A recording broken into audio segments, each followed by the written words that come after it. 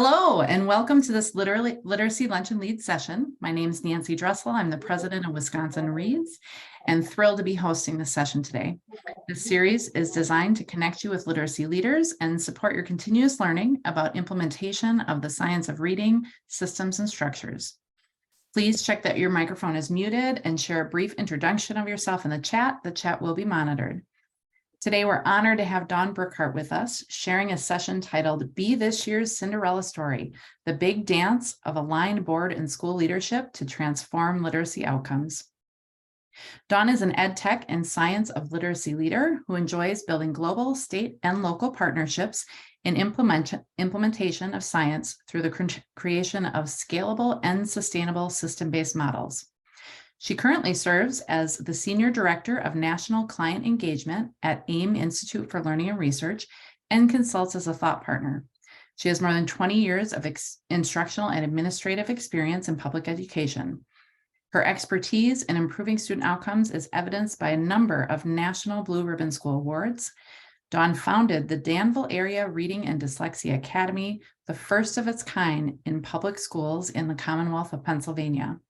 Her work was featured in the Seattle Times for creating a national multimodality structured literacy model by revamping the way reading is taught in public schools, as well as its ability to train teachers in evidence-based practice. Thank you so much, Dawn, for joining us today. We're so thrilled to have you with us. Thank you, Nancy. It was so very kind of you for that introduction. And it really is an honor to join all of you this afternoon for the Lunch and Lead session. You'll see that I have my blue blazer on. So for those of you who are March Madness fans, ready to really dive into this important time of the year where we really should be talking about aligned leadership between board and district leaders, because that's where we have the biggest impact in terms of setting the stage for student learning, especially in the area of literacy. If any of you are college basketball fans, please, I would love to hear from you. Please send to the chat who you think will win the big tournament this year. Who will win the big dance? It's okay if you're not a basketball fan. I'm fortunate I often refer to myself as a former basketball widow because my husband is a former high school basketball coach. And we've spent many, many years, probably the first 11 years of our marriage, centered around basketball. So would anyone care to enter into chat who they think will win the big tournament? Maybe you're not basketball fans. I am. What are my choices, Darla? Oh my goodness, that's okay, Darla. We can chat afterwards about the teams. That's okay. It's great to see. Of course, I see a lot of maybe alma maters in here. Well, I would share that I think Kansas is going to win it this year. I'm a big fan of Kansas. Why? They're the returning champs and they've been the most consistent. So I think that because they've spent the whole year gearing up for the playoffs, right? And when we think of the teams who have made it to the tournament, you can bet they've spent the last several months really working on mastering their play. They focus on how to use their time on the court with the greatest precision to have the best results. I included the shot clock on this slide because I want to illustrate the importance of us making every second count in the work we do. In basketball, the 30-second shot clock sets the pace for what needs to be accomplished, scoring. Our players on the court know how to make every second count.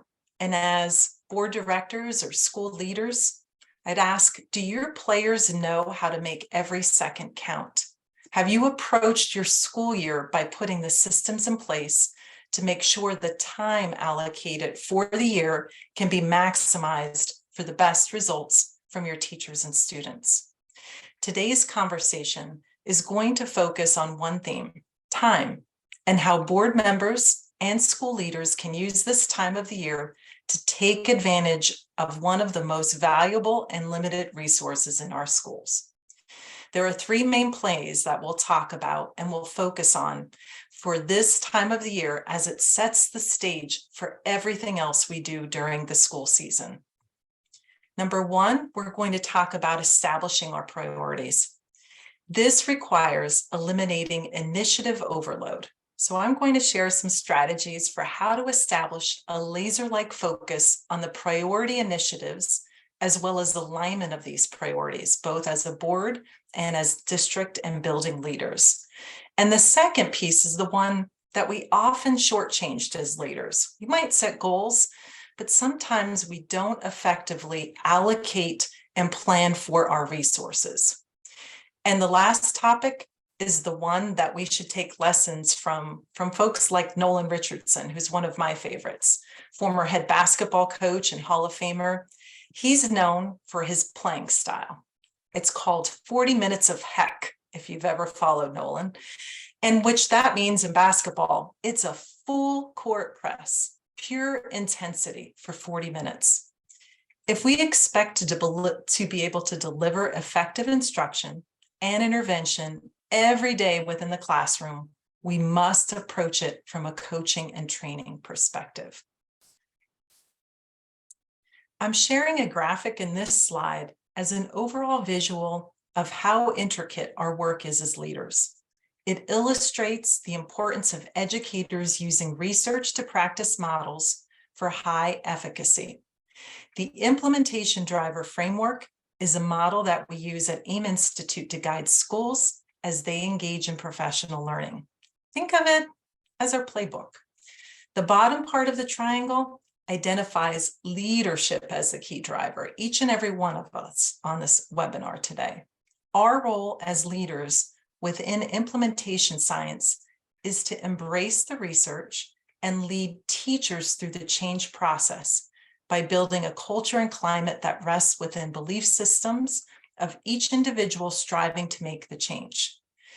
This adaptive change requires strong leadership and alignment among the stakeholders. And it takes longer because it requires training our teachers, other leaders, and creating systems, including extensive data systems. Today's theme of time is an enabling context within this framework. It's a context that often breaks the school year because we don't often plan effectively enough to ensure we have the time to accomplish our goals as leaders.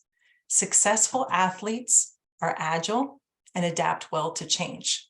For us, we need to focus on leading adaptive change. So as coaches think about it, they're preparing for the game. They spend a lot of time watching films. Anybody here ever coach? Yes or no into the chat, please feel free, or raise your hand, Jake, because you've coached, right?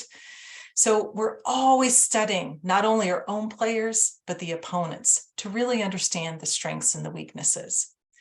And also along with that, we look at the statistics. For schools, our stats involve a deep understanding of our teacher data and our student data. If we think of the implementation driver framework that I just shared, an organizational driver is a decision support data system. This begins with an overall understanding of your baseline data. So ask you, it's a rhetorical question, have you taken the time over the last few months as leaders, school board members, as you begin to plan for the school year, to reflect on what's working and what's not? Have you done the deep data dive? And that means not waiting for standardized tests when they come back late spring or early summer, but are you looking at all your data so that you can really identify the root problems? If you haven't, now's the time. Now it's critical. Try to establish new goals and new priorities based upon those root problems. In turn, as board members and leaders, you'll then have a deeper understanding of the problems you're trying to really solve for. And then those root problems, this is the piece that I often hear from districts again and again as we work with all of our partners across the nation. And that is, when we think about implementation, we often say, well, I can't focus on literacy because I just don't have enough time. And I often hear, well, we have a lot of initiatives for next year. But I'll ask you as leaders, as board members, if our students cannot read proficiently, what else will they be able to do? And it's really time for us to put aside the numerous initiatives and focus on the one that will address the root problem. Literacy needs to be our #1 priority until all of our students are reading and writing proficiently. If you're in a district that's planning next year to adopt an ELA curriculum and a math curriculum, I'm going to say time out, right? Let's huddle with our leadership team and really rethink that strategy, because you should be focused on one initiative each year when we think about that. So how do we establish these priorities? We've done our deep data dive. We're able to identify our root problems, but we also have to set the bar. How are we going to get there? And then what goals will support that as we're striving to reach that bar? An instructional model with non-negotiable goals for teaching and learning allow us as leaders and board members to set the bar for teaching and learning. And they also allow us to set up a healthy accountability system. Place a yes or no into the chat if your school has an instructional model already.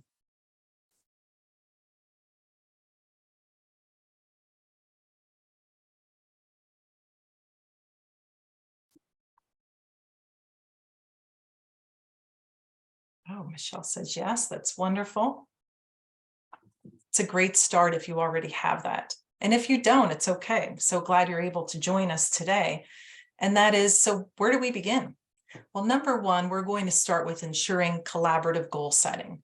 When we think about an instructional model and also those non-negotiable goals for teaching and learning, we really want to make sure it's collaborative and that they build on one another.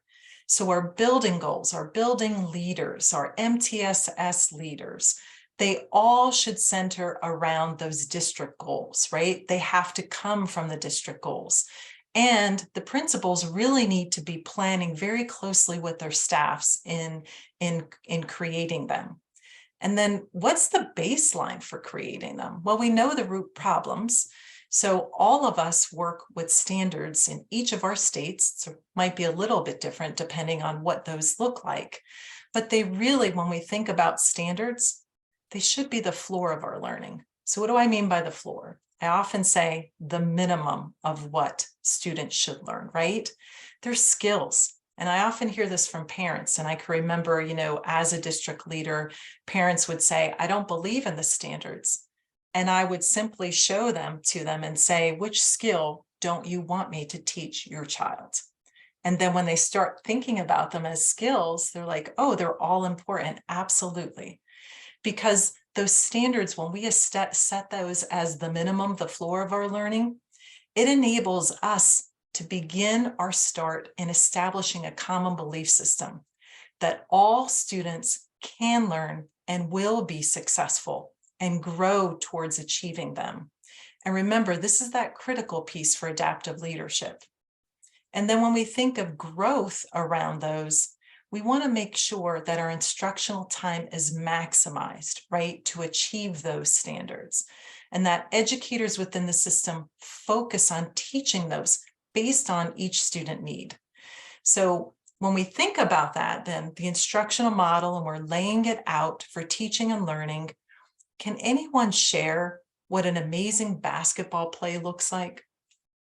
Can you envision?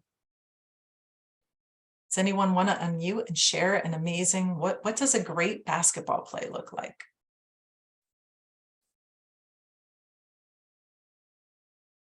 A little bit shy. Jake, you coach. I don't want to put you on the spot. Would you share? What do you think? More the play's designed and they run it as it was designed and they score off the play. Perfect, right? It's designed, right? You practice again and again as you're practicing that. My favorite play is probably the first set play established in modern basketball. It's the pick and roll. And decades later, it's still effective. But it's all about, right, training and establishing that, right? We're going to practice and practice. But our players have to know what it looks like. If I were to ask you as leaders or even as board members, what does a really amazing play in the classroom look like? So for ELA, what would that look like? If you asked your teachers to describe it, would they be able to describe what high quality instruction looks like? Would they be able to accurately describe every part of that play? So if I think of structured literacy and we're talking about phonological awareness, what should that look like? In terms of an instructional model, we have to be very explicit in setting that bar for our learning. This slide is an example that clearly outlines what we teach and how we teach it. And when we think about that instructional model, we should be very explicit in outlining what it looks like. The other thing you might want to think about are do's and don'ts. I've seen instructional models that map out the do's and don'ts, for example, within structured literacy. So it helps educators understand that maybe sometimes practices they may have thought of as being best aren't best at all because they're not evidence-based, and they need help in that growth for those. So we've talked about really creating those standards as the minimum of our learning and building towards that instructional model with non-negotiable goals for teaching and learning. And this is where the critical piece of the board comes in. It's critical for the board to also be a part of building that instructional model. Why? Because they're the ones that are going to prioritize them, right? And they're also going to make sure that they support it financially. So as a piece of this, after we as a district create this from our stakeholders, we want to take our instructional model and work with the board to make sure that the board establishes non-negotiable goals for teaching and learning. What's their expectation?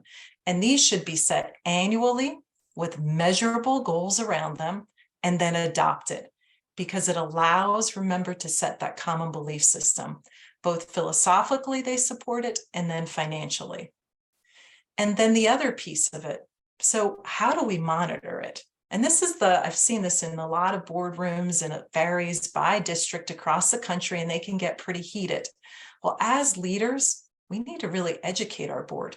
And this is a big piece of it. If they understand our goals, and they then understand their roles in terms of governance as a board and support of these goals, we can really build great excitement around this when we're monitoring. And I don't mean having board members walk into actual buildings. From the board level, it means us as district and building leaders reporting back on the progress of those goals. So what does that look like? Well, that would mean on a monthly basis, after we've set those goals, boards have adopted them, we're coming back as leaders every month and we're reporting on those. We're doing presentations. We're bringing our teachers into those boardrooms. We're bringing students into the boardroom, and we're sharing the success and the growth we're having around those goals. And we're really building greater consensus and greater buy-in among all the stakeholders. And it really becomes a celebration of success. And then at the building level, we're thinking about all of the data used in terms of when we're doing our walkthroughs, right? When we're doing our unit plans, lesson plans, assessments, student work. Those are that's the type of information we want to be sharing with our board as evidence of working towards those goals. And then even among our teachers, what does team department time look like? And what should they be doing to make sure that they're in alignment with these goals, and that when you're reporting back to the board monthly, that you're able to share the great work that's happening within them, because it really creates a very strong culture of literacy. The other piece of this is problem solving, which tends to be challenging when we think about leaders. And we don't want, within a healthy accountability system, for teachers to feel that we're being critical of them. That's not at all the case. So this is a model I tend to really advocate for. It's from the student-focused collaborative problem-solving process. And it's described in the book by the authors, Drs. Jan Hasbrook and Dr. Daryl Mickle.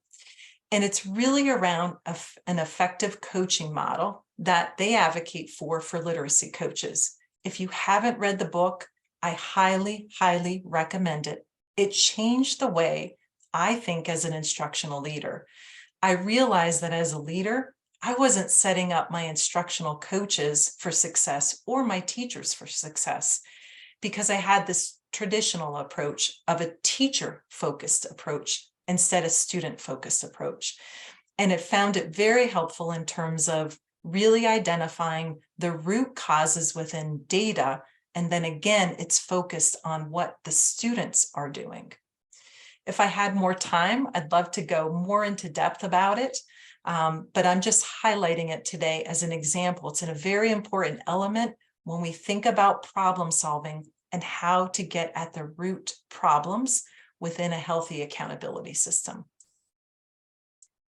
And then you'll remember at the beginning, we talked a little bit about planning and allocation of resources. And I said a lot of times as leaders, we set goals, or we just don't have the time, and we kind of forget about the planning and allocation of resources. But proper allocation of them is absolutely essential, right? And if leaders in the system have defined autonomy to allocate these resources according to the instructional model, it really sets the stage to make sure we're able to accomplish them. And it involves everything from our staffing, curriculum, schedules, and professional learning. So when we think of staffing, 70 to 85% on average of our budget within schools goes to salaries and benefits. So right now, as you're thinking about your staffing decisions, you want to go back to that instructional model. Remember, it's the bar. This is what it looks like. And how are we going to achieve that with our staffing? Do we have the right people in the right positions? Effective college teams with 40 minutes of intensity have deep benches. Spend the time planning how to effectively and allocate each staff position. This includes intervention. Why do I mention intervention? Because I tend to think of them as the sixth player. They're one of the most valuable resources because they can come off the bench. They can come in and assist, not only push in, but also pull out to really support our students in their learning. And then let's talk briefly about curriculum. Every player on the team, right? Typically, we expect to know the plays and adapt the plays based on the situation on the court. Having a research-based curriculum allows your teachers to be able to adapt their plays for each student. No player in the game follows a set playbook in order. So this should hold true for your teachers. If you want to maximize instructional time for your classroom, instruction should be tailored to your students. So if you're asking your teachers to go in their curriculum and teach page by page, regardless of the students in their classroom, you are not maximizing the time to instruct students. Think of it as really training up your teachers to use effective playbooks. So for the next two topics, schedules and professional learning, I'll go into a little more depth. So our schedules, we've set our instructional model. These are our goals. Let's think of the school calendar. As boards, typically we get them around January, February, March, and it might be a rubber stamp, right? Looks good as the last year. If you could kindly, would you place into the chat how many days are required in your state for students' instructional days? I think it's 180 in Wisconsin, right? Illinois is at of all kinds, 187, 176. Wow. Okay. Now, of those instructional days required for students, how many have you actually allocated for the 2023-24 school year? Because I can tell you in Pennsylvania, some of those instructional days, even though we require 180, we take them away because we use them for other purposes, for Act 80, professional development. And this is the place I really ask you to think about as leaders, because we need to prioritize student learning. Remember the bar in our instructional model of non-negotiable goals? So we really want to make sure that we're increasing instructional time to increase student achievement. It is one of an effective way to really impact student achievement is just increasing instructional time. And if we're reducing those instructional days, we are making a negative impact if we're taking them away in terms of instructional time. And I get it, schools, we're faced with all kinds of mandates. How do we get them all in? But we can't interfere in terms of prioritizing the time for instruction. And then when we think about PD, professional development days within the school calendar, I want you to think about this because this is our challenge. Often contractually, we're limited. Do you have very few days, and are they all spread out in your school calendar? Or do you place them all in the beginning? Because I've seen schools that only have 3 days. So planning for professional learning is also really important with that school calendar, right? We really want to make sure that professional learning is embedded. So for example, if you only have X amount of days within a teacher contract for professional development, think about how do you allocate early dismissal days, faculty meeting time, team time, even for middle schools. Those are all really important levers that you can utilize and leverage to really add more professional learning. And then the school day. This is the piece that's critical. When we think about the time from beginning to end and how we use them within the school day is really important. Our instructional blocks. So for example, within a typical day, like I see this a lot in middle schools and high schools, maybe elementary. When we're trying to maximize time, we do double blocks. Typically 40 minutes for a period in middle school or high school, we'll do a double block of 80 minutes. If we double block something like our ELA block, we've actually added, if it's a 40-minute and we've doubled it to 80 minutes for 180 days of instruction, that's an additional 7,200 minutes. That's instructional time, additional time of 120 hours within a school year. And just think if we did a double block every other day, meaning in terms of having 60 hours of additional time, big difference. At AIM, we teach literacy all day, every day. We maximize the time for proficient readers and writers through our approach to learning. So literacy is embedded in everything we do. This is an example of an instructional block in an elementary school. So when you think about your instructional block as a leader, and how do you set it up as a building principle for your elementary teachers? Does it look like this, where you map it out very clearly that we're going to really pay attention to the critical skills within the block? And these will change depending on grade levels. This is an example of a literacy block from 1st and 2nd grade. Or do you allow your teachers to choose? And then you're playing the academic lottery, I say, in terms of if your teachers get to choose, it's really a lottery for your students in terms of the teachers they will receive and whether they'll use their time effectively to teach the essential skills. And then the last piece is one of my favorites. And this is, how do we coach and train our team? So in sports, we train them for very high pressure situations. We work on developing those skills for 12 months, and we constantly measure that performance. Think back to the school calendar and only allocating a few days each year. We need to train our educators like the athletes they are. Not only do we have to train them, but we have to coach them. And our instructional model outlines what that instruction should look like, what we're gearing up towards. And then this piece, if you have academic athletes in literacy, they're going to be able to teach every single strand of the reading rope. If your teachers cannot unravel, as they teach students, unravel this rope and identify which skill is the weakness, and then if they don't possess the skill set to be able to provide prescriptive instruction to meet the needs of their students, they're not trained up as the academic athletes they need to be. So what we do in practice, we do in the game.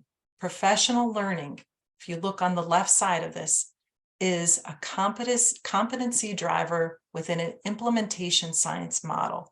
Really important factor. So when it comes to literacy, we really need to make it a priority, and we can't say we don't have the time. We need to approach it in the same intensity and focus that we do with sports. And I'll ask you as leaders, have you made literacy your number one priority and aligned measurable goals for teaching and learning at all levels? And have you allocated the necessary resources to have consistency in every classroom for all students? And lastly, have you trained your teachers to be the academic athletes who can make all the plays, meet the needs of all the children in your classroom because they've mastered all 8 strands of the reading rope? So I'm going to pause here. I thank you so much for your attention. I think I've gone over, Nancy, so my apologies. I tend to talk a lot. It's a lot of information I've tried to squeeze into one session, but I'd love to hear from each of you, open it up to questions, dialogue, conversation.